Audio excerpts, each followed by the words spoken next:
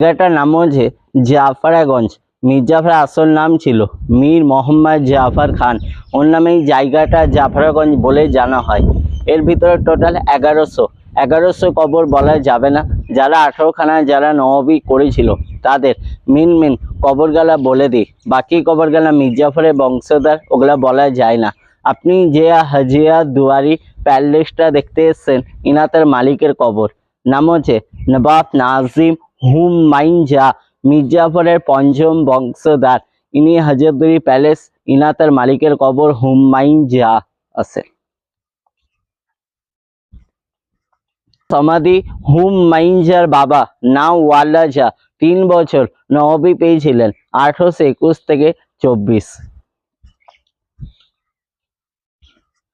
3 নম্বর সমাধি হুমায়ুন কাকা নাম আলিজা, 11 বছর নওয়াবি 1810